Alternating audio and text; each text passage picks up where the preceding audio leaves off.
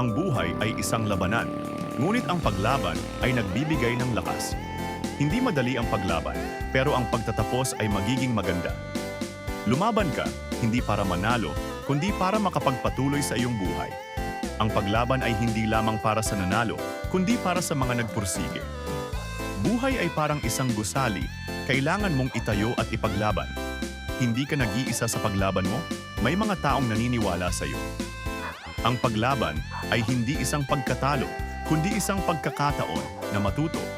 Kahit gaano kahirap ang buhay, dapat mayroong lakas sa bawat laban.